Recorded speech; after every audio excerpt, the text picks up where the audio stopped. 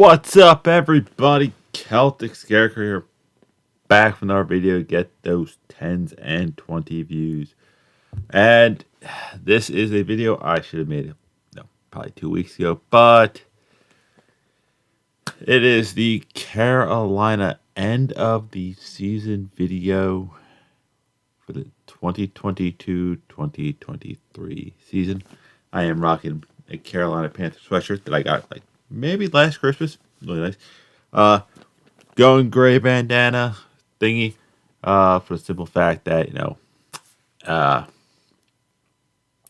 it's kind of our season is over, so therefore, let's just not be colorful, except for the great teal jersey.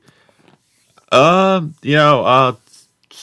with the offseason, we drafted well. Hopefully that's our front office and wasn't really, Matt Rule. When I did the GM video, I kind of had I only have one camera, so I had to move it. So I'm trying to get back to where it was. Hopefully that's the GM. Hopefully they do a lot of great things. I will do another mock draft, and then I'll get to kind of what I think. Hope for the postseason later. Season I actually have boom scheduled right here. But season started off with just getting everything so I can see everything. That Cleveland game was a heartbreaker. That's a game we should have won. I may or may not have talked about it, but it's how do you do a double? How do you fake a spike and then spike it? That's intentional grounding. The Giants game was another blown call. Beat New Orleans, but they weren't that good this year either, so that's not really saying much. Lost to the Cardinals, got blown out by the Niners, which will be a trend you'll see. But that's also the game that Matt Rule got fired. You're fired. Lost to the Rams, who were so bad that they have a worse pick than us. And eventually picked up Baker. It's all right, we looked good against Tampa. Great, that's good. Then we lost to the Falcons, game we should have won. Got blown out by the Bengals, a playoff caliber team. Super Bowl caliber team, just like the Niners. Lost to the Ravens, who, if they had Lamar, would be a Super Bowl caliber team. Beat the Broncos, but personally, I've said that they were the worst team in the league. Division record not showing. Had a good game against the Seahawks. Lost to the Steelers. Best game of the season by far was the Lions game. I had to reset my computer, so I had to redo a lot of things. So, Lions game easily was our best game. Sam Darnold threw for 250. Foreman had 165 yards. I think we had franchise record total yards of 500 plus, 350 yards rushing. But then, in a game where it mattered, we came out and sucked against the Packers. Not the Packers, the Bucks, which eliminated us from the playoffs. And then in the last game of the season, just a complete, real no-show by both teams. Sam Darnold has, what it says here, 43 yards rushing. Passing, sorry. How? But this is the second, in 2 weeks. 2 times in this year, we've had under 100 yards throwing. As Michael's always said, lots of positives. Okay, boys. All right, everyone, just listen up, okay? Tons of positives out there tonight, boys. Tons of fucking positives. Michael's right, boys. Always a silver lining. Positives of the year. Somehow we trade Christian McCaffrey and become a more efficient running team. I'm not complaining. sign Foreman to a nice long term. I think him and Hubbard are a great 1-2 punch. DJ Moore, like, and like here's another thing, and like Eddie Pena was team MVP, and I'll explain why. Because here's the things, like I kind of was trying to find and made me kind of upset. I am going to have to move myself to over here though, which means I'm gonna be looking the wrong direction. Camera to my right, your left of me. But it's like points per game. We were 20th on offense, 19 on defense. That's not winning anything. No, like we were at top 10 on either side of the ball. Yards per game, almost dead last, and top and 22 on defense. Points per play, middle of the road. Same with that. It's like yards, middle of the pack.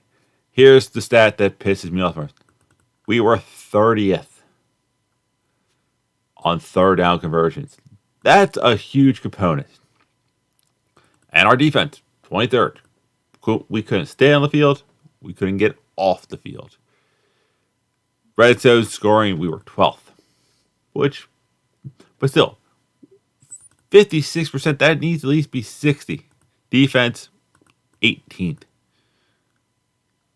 It's like then you look at like rushing stats, top number 4 per game, per play. Like nothing here, and this is where I think it really hurts us, and why I'm going to say something a little bit. It's like passing plays, 29, 31, 14, 29. We were on the bottom of the barrel for pretty much every passing stat. Running stat, middle of the pack. Field goal percentage is right at Pinheiro, whatever his last name is. He was the best. He was the number 1 ranked regular season kicker.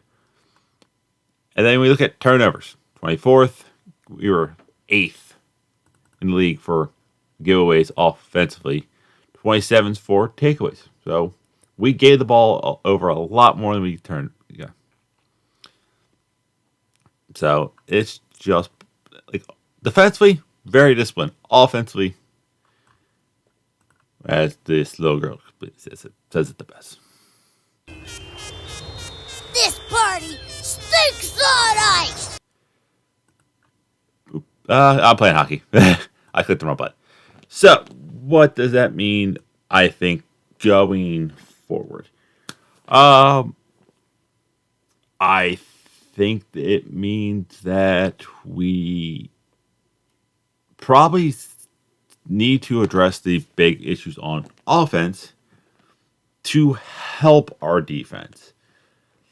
I think our defensive problems stem from too many 3-and-out, inactive drives, turnovers, keeping them on the field for far too long.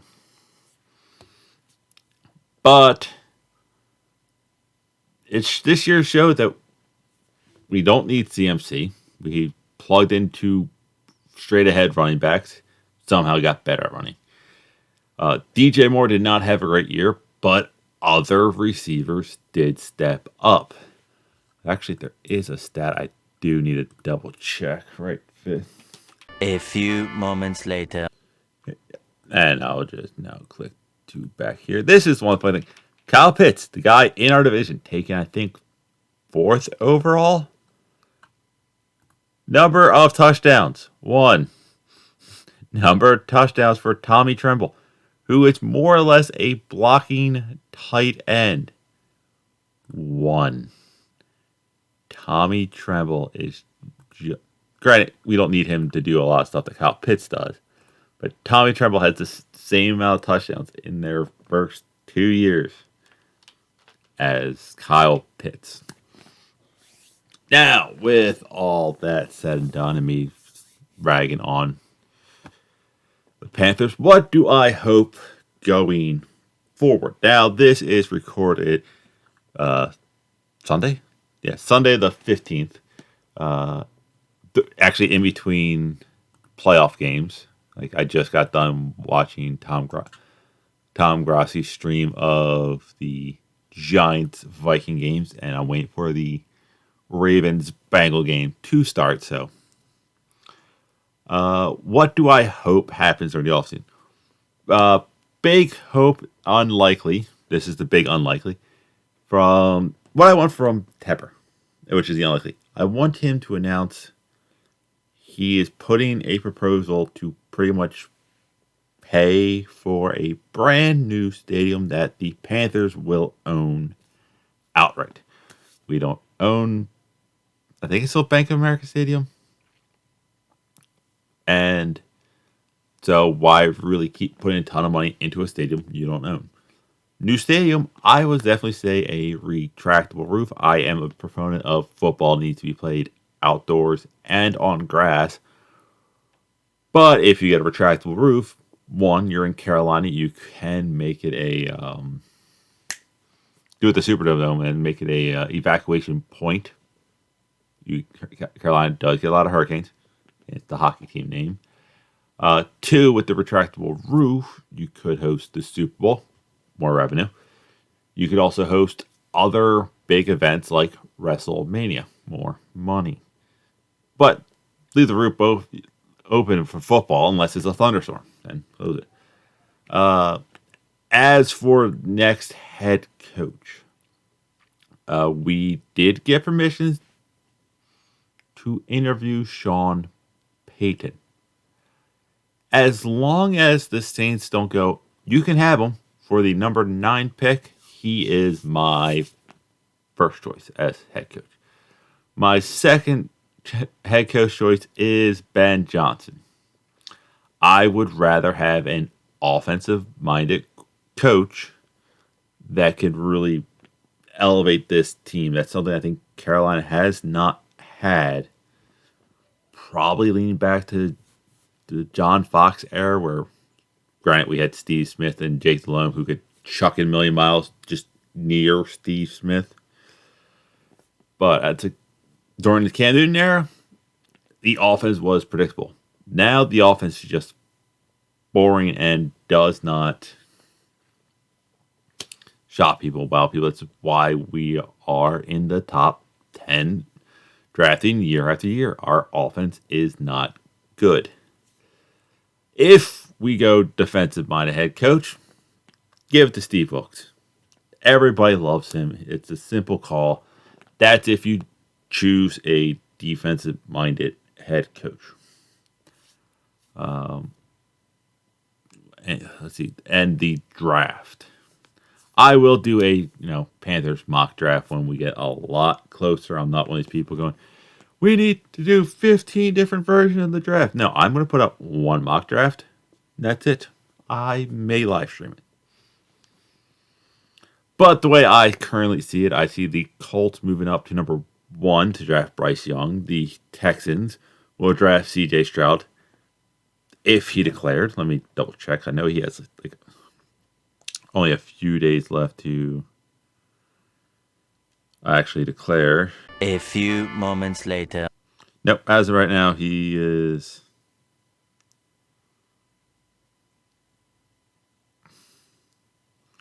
he's projected to be a...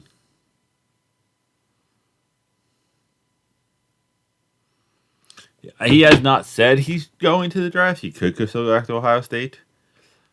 But when you're going to be the number 2 overall pick, why bother? So Houston will probably take them. And I don't think we will... I don't want Carolina to pay an arm and a leg to go and get a quarterback, because I think Seattle will probably draft a quarterback. I think the Lions won't move. I don't think the Bears won't trade back again. And I'm trying to think of who's in front of us. Raiders need a quarterback. Atlanta might take a quarterback. Seahawks might take a quarterback. I don't think the Lions or Bears will take a quarterback, but I don't think they'll move back. So what do you do at 9 with no quarterback sitting there. I do not say take a chance on the quarterback from Florida. At 9, I'm not taking a project quarterback. At 9, if we stay put, which is kind of what I'm hoping right now, we draft Michael Mayer, tight end out of Notre Dame. It's a good flip side of Tommy Tremble. Block first tight end who's getting better at catching. Michael Mayer, also went to Notre Dame, played with Tommy Tremble, is a catch first tight end. I could see him being like Greg Olsen. What would drafting Michael Mayer at 9 do for our quarterback situation? Well, you can franchise tag Sam Darnold. That way you can kind of have him. We still do have Matt Corral, who is a rookie who knows what he will be. I would not go out and sign Jimmy G or Derek Carr or Tom Brady. The only vet quarterback that I would take, which we'll probably have to trade for, and I need to fix the bottom bar because that needs to get fixed a little bit, is one Aaron Rodgers. Why would I take Aaron Rodgers? The simple answer is I think with the weapons we have, he could really take this offense off and give us a 2-year window. I'm saying 2-year window with trying to find a real quarterback. That is just my thoughts on the year and the hope for the season moving forward. Tell me what you think. I will keep doing the prediction videos for the playoffs and live stream the draft. I may or may not try to convince my friend Chris, who will eventually come on the prediction football stuff with me, to kind of a how do you feel about the Cowboys end the season, which could be sometime this week. It could be Monday, but that's it. That's all I have. Tell me what you think. Where do you think Carolina should go with the draft? Where should Carolina go with free agency? Who do you want as the Panthers head coach? That's it. That's all I got. I'll see you weird people later.